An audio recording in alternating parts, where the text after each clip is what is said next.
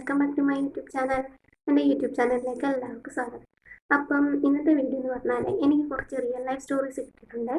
അപ്പോൾ അതൊന്ന് നിങ്ങളെയും കൂടെ വായിച്ച് കേൾപ്പിക്കാമെന്ന് വിചാരിച്ചു. അപ്പം നമുക്ക് ഫസ്റ്റ് സ്റ്റോറിയിലേക്ക് പോയാലോ? അതിന് മുന്നേ എൻ്റെ ചാനൽ ഫസ്റ്റ് ടൈമാണ് നിങ്ങൾ കാണുന്നതെങ്കിൽ ഒന്ന് സബ്സ്ക്രൈബ് ചെയ്ത് സപ്പോർട്ട് ചെയ്തേക്കണേ. തൊട്ടടുത്തുള്ള ബെല്ലൈക്കണും കൂടെ ഒന്ന് പ്രസ് ചെയ്യുവാണെങ്കിൽ നിങ്ങൾക്ക് എൻ്റെ എല്ലാ വീഡിയോസും കാണാൻ പറ്റും. അപ്പോൾ നമുക്ക് വീഡിയോയിലേക്ക് പോയാലോ? നമുക്ക് ഫസ്റ്റ് സ്റ്റോറി നോക്കാവേ. ഹായ് ഡിയർ, ഞാൻ കോളേജിൽ ഫസ്റ്റ് ഇയർ പഠിക്കുന്ന ടൈം. ഹോസ്റ്റലിൽ 102 എൻ്റെ റൂമിൽ ഞങ്ങൾ മൊത്തം 7 പേരുണ്ട്. റൂമിൽ 2 ഫാനും 2 ലൈറ്റും ഉണ്ട്. അതിൽ ഒരു സൈഡിലെ ഫാൻ കറങ്ങില്ല. കുറേ തവണ ഇലക്ട്രീഷ്യൻ വന്ന് ശരിയാക്കി. ബട്ട് ആള് പോയി കഴിയുമ്പോഴേക്കും ഫാൻ കേടാവും. പിന്നെ ഞങ്ങൾ അതിനെ മൈൻഡ് ചെയ്യാതെയായി. കുറച്ച് മന്ത് കഴിഞ്ഞു ഞങ്ങൾ സീനിയേഴ്സുമായി കമ്പനിയായി. എപ്പോഴും ഈ ഫാനിൻ്റെ കാര്യം പറഞ്ഞു. അപ്പോൾ അവർ പറയുക ആ ഫാനിൽ ഒരു ഗോസ്റ്റ് ഉണ്ടെന്ന്. പണ്ട് ഈ ഹോസ്റ്റലിൽ ക്ലീനിങ്ങിന് വന്നൊരു ചേച്ചി ആ ഫാനിൽ തൂങ്ങി മരിച്ചിട്ടുണ്ട്. അതിനുശേഷം എത്ര നോക്കിയിട്ടും ആ ഫാൻ ശരിയായിട്ടില്ല. നല്ല മഴയും കാറ്റുമുള്ള നൈറ്റിൽ അത് സാറ്റർഡേ മാത്രമേ ഫാൻ കറങ്ങാറുള്ളൂ എന്ന്. സാറ്റർഡേ മാത്രം എന്താണെന്ന് ചോദിച്ചപ്പോൾ സാറ്റർഡേ ആണ് പോലും ആ ചേച്ചി സൂയിസൈഡ് ചെയ്തത്. ഈ സ്റ്റോറി കേട്ടിട്ട് റൂമിൽ കയറാൻ പോലുള്ള ധൈര്യം ഞങ്ങൾക്കില്ലായിരുന്നു. ബട്ട് വേറെ വഴിയില്ലാത്തതുകൊണ്ട് ഞങ്ങൾ അവിടെ തന്നെ കഴിഞ്ഞു. ഇപ്പോൾ ഞങ്ങൾ സെക്കൻഡ് ഇയർ ആയി. ഇതുവരെയും കറങ്ങാത്ത ഫാൻ കഴിഞ്ഞ ഡേ കറങ്ങി തുടങ്ങി. അയ്യോ. സെക്കൻഡ് സ്റ്റോറി നോക്കിയാലോ? Story number 2. ഹായ് ഡിയർ, ആദ്യം തന്നെ പറയട്ടെ, ഇത് ഇച്ചിരി വലിയ സ്റ്റോറിയാണ്. അതുകൊണ്ട് വായിക്കാതെ പോകലേ പ്ലീസ്. സാരമില്ല, ഞാൻ വായിക്കാം കേട്ടോ. ഇതെൻ്റെ കുട്ടിക്കാലത്തെ സ്റ്റോറിയാണ്. സ്റ്റോറി എന്ന് പറയുമോ എന്നറിയില്ല. ഞാൻ എൻ്റെ അച്ഛനും അമ്മയ്ക്കും ഒറ്റ മകളാണ്. കുട്ടിക്കാലത്ത് എന്നെ പുറത്തെങ്ങും കളിക്കാൻ വിടില്ലായിരുന്നു. മറ്റു വീടുകളിൽ വിടില്ല. അങ്ങനെ ഇരുന്നപ്പോഴാണ് എൻ്റെ വീടിൻ്റെ അടുത്തൊരു ഫാമിലി താമസിക്കാനായി വരുന്നത്. അവർക്ക് ഒരു മകളുണ്ടായിരുന്നു. എൻ്റെ സെയിം ഏജ്. ഞങ്ങൾ സെയിം സ്കൂൾ, സെയിം ക്ലാസ് ആയിരുന്നു. I am so happy. പതിയെ എന്നെ അവരുടെ വീട്ടിൽ കളിക്കാനൊക്കെ വിടാൻ തുടങ്ങി. പെട്ടെന്ന് അവളുടെ അച്ഛൻ മരിച്ചു. പിന്നെ അമ്മയും അവളും അവളുടെ അമ്മയുടെ നാട്ടിൽ പോയി. ബട്ട് പിന്നെ അവളുമായി എനിക്ക് കോണ്ടാക്ട് ഉണ്ടായിരുന്നു. അങ്ങനെ +2 കഴിഞ്ഞ് ഞാൻ പഠിക്കാനായി പോയി.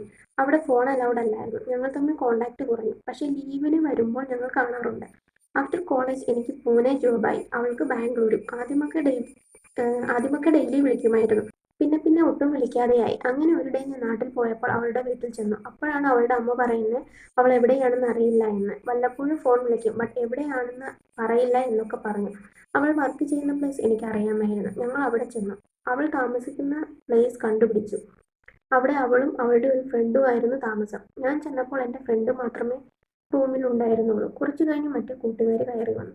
എന്നെ കണ്ടപ്പോൾ തന്നെ ആൾ ചൂടാകാൻ തുടങ്ങി. എനിക്കൊന്നും മനസ്സിലായില്ല.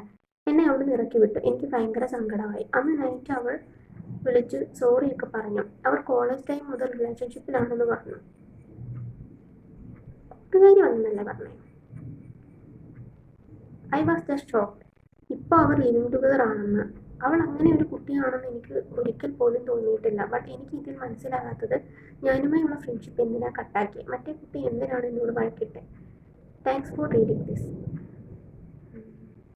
നമുക്കടുത്ത സ്റ്റോറി നോക്കിയാലോ? Story number 3. ഹായ്, ഇതൊരു ലവ് സ്റ്റോറിയാണ്. ഞാൻ +1 പഠിക്കുന്നു.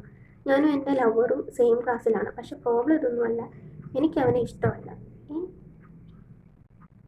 ഞാൻ 10th ടൈമിൽ എൻ്റെ ഫ്രണ്ട്സ് നിർബന്ധിച്ച് പറയിപ്പിച്ചതാണ് അവനോട് ഇഷ്ടമാണെന്ന്. ഇപ്പോൾ ഇതിൽ നിന്ന് എങ്ങനെ രക്ഷപ്പെടുമെന്ന് എനിക്കറിയില്ല. അവൻ്റെ വിചാരം എനിക്ക് അവനെ ശരിക്കും ഇഷ്ടമാണെന്ന്. നെക്സ്റ്റ് സ്റ്റോറി നോക്കിയാലോ? Story number 4. ഹായ് ഡിയർ, ഇതെൻ്റെ ലൈഫിലെ ഒരു സീക്രട്ടാണ്. ഞാനിപ്പോൾ 9th പഠിക്കുന്നു. ദയവ് ചെയ്ത് എൻ്റെ പേര് പുറത്ത് പറയരുത്. എനിക്ക് എൻ്റെ ക്ലാസ്സിലെ ഒരു കുട്ടിയെ ഇഷ്ടമാണ്. എനിക്കത് അവളോട് പറയാനുള്ള ധൈര്യമില്ല.